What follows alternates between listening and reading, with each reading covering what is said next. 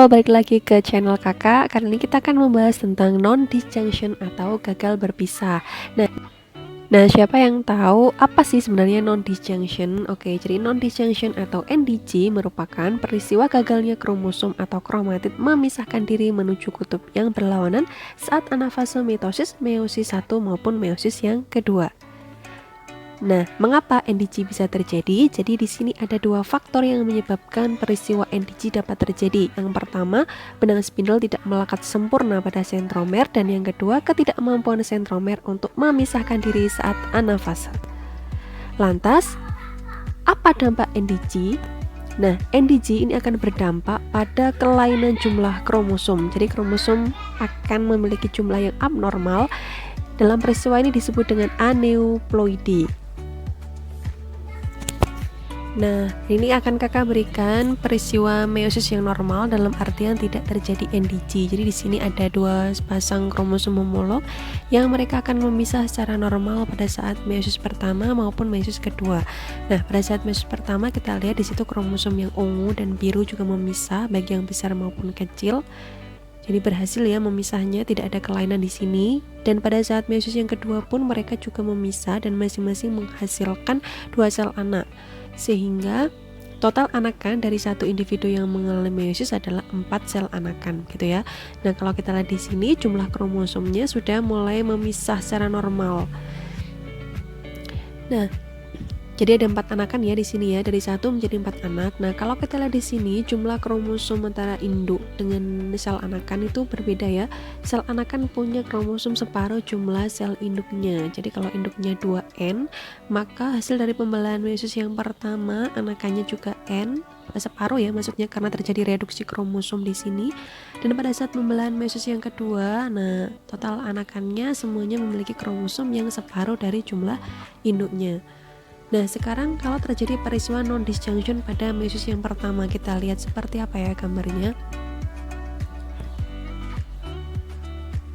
Oke, jadi di sini kalau misalkan terjadi NDG pada meiosis yang pertama, kromosom homolog ini dia gagal untuk berpisah alias selalu bersama-sama. Kalau kita lihat di sini di sel yang sebelah kiri, yang besar, pasangan yang besar, ungu dengan biru kan mereka tetap bersama-sama.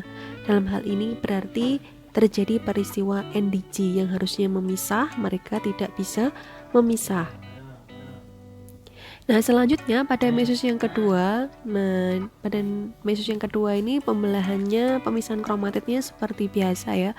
Jadi kalau misalkan di situ induknya sudah 2N, maka hasil dari meiosis yang pertama adalah N+1 dan N-1 karena terjadi kelebihan 1 kromosom dan kekurangan 1 kromosom. Kemudian masing-masing sel anak dia melanjutkan pembelahan meiosis yang kedua sehingga hasilnya akan seperti ini yang saya gambarkan. Oke.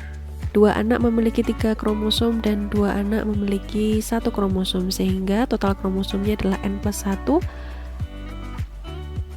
Yang kedua juga N+1, dan di anak yang ketiga serta keempat mereka punya kromosom N-1.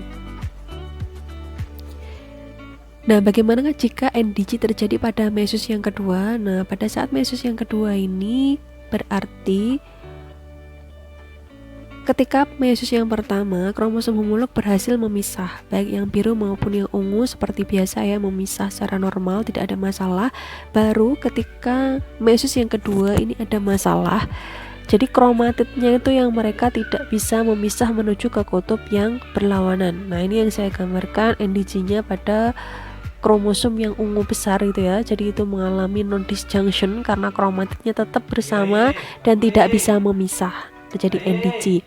Sehingga kalau misalkan kita lihat jumlah kromosomnya, kalau misalkan di induknya gitu adalah 2N, kemudian anak hasil meiosis yang pertama itu N, normal ya.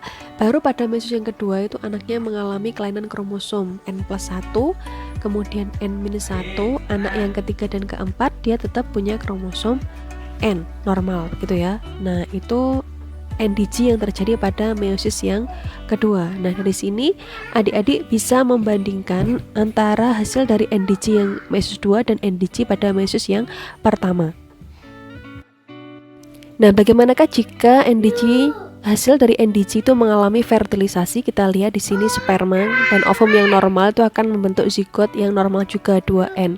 Kalau spermanya N, ovumnya N plus 1, maka zigotnya 2N plus 1.